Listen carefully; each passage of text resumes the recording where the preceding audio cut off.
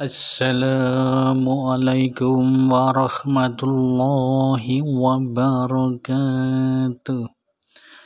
Ada beberapa kerugian yang dialami oleh umat muslim di bulan Ramadan dan mungkin saja kerugian itu juga kita alami. 1. Tidak berpuasa dan tidak beribadah dengan maksimal. Perintah puasa di bulan Ramadan bagi setiap orang yang mengaku beriman sudah sangat jelas tertuang di surat Al-Baqarah ayat 183.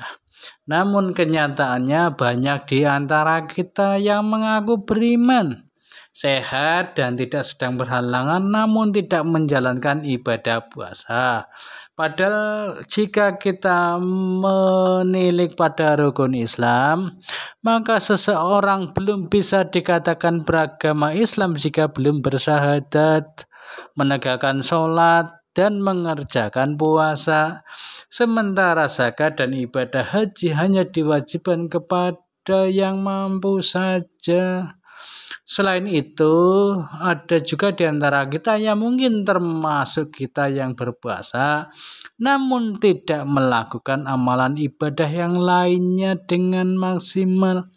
Puasa hanya sekedar puasa saja, padahal bulan Ramadan itu menyimpan potensi pahala yang tidak terbatas. Ibadah sunnah pahalanya dihitung seperti ibadah wajib, dan ibadah wajib pahalanya dilipat gandakan sampai tak terhingga.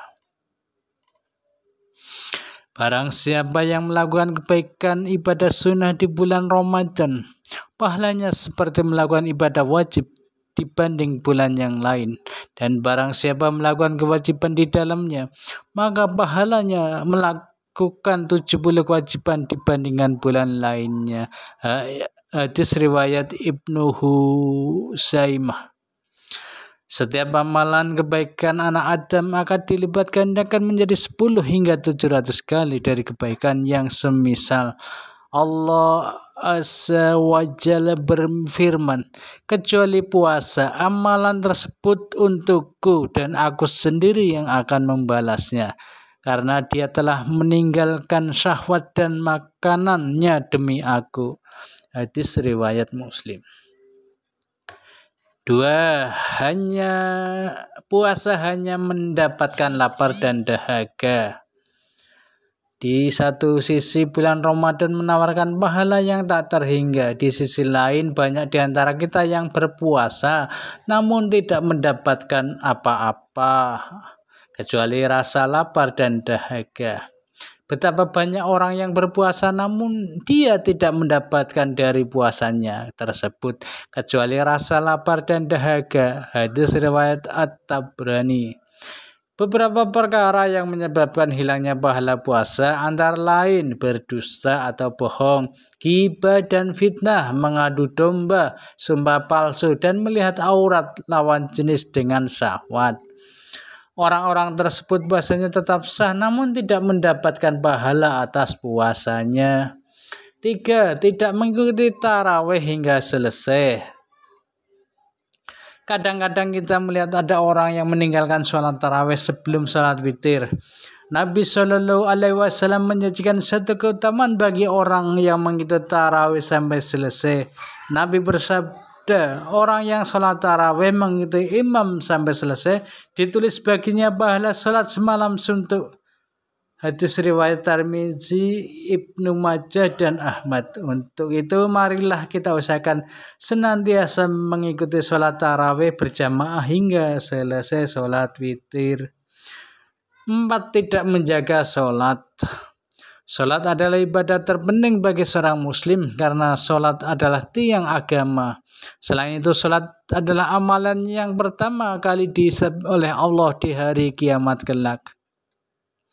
Sesungguhnya pertama kali yang dihisab dari segenap amalan seorang hamba di hari kiamat kelak adalah sholatnya. Bila sholatnya baik maka beruntunglah ia, dan bila mana sholatnya rusak sesungguhnya kerugian menimpanya. Hadis riwayat Tirmidzi. Selain itu, kepada para laki-laki hendaknya senantiasa mengerjakan sholat 5 waktu di masjid, karena bagi orang yang malas dan orang malas sholat di masjid oleh Nabi dikategorikan termasuk golongan orang munafik. Sesungguhnya tiada yang dirasa berat oleh seorang munafik kecuali melaksanakan sholat isya dan subuh di masjid. Hadis riwayat Bukhari Muslim. Meskipun hanya disebutkan sholat isya dan subuh, namun kita tidak boleh meremehkan sholat lainnya.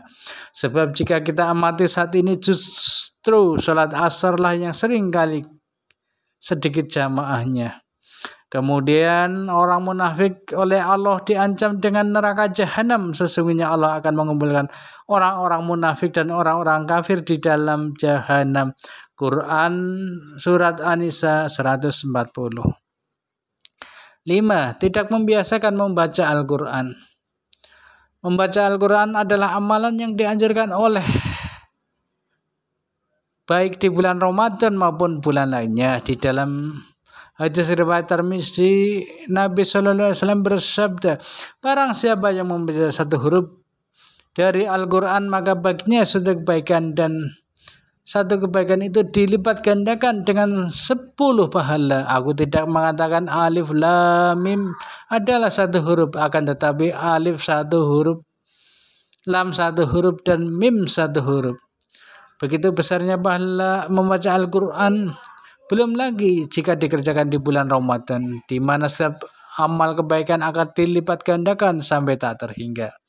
Untuk itu marilah kita membiasakan diri kita membaca Al-Quran. Paling tidak di bulan Ramadan kita bisa khatam 1 kali. Rata-rata 1 juz itu terdiri dari 10 muka atau 20 halaman. Jika setiap pada sholat waktu kita membaca 2 muka, maka insya Allah dalam sebulan kita bisa khatam 1 kali.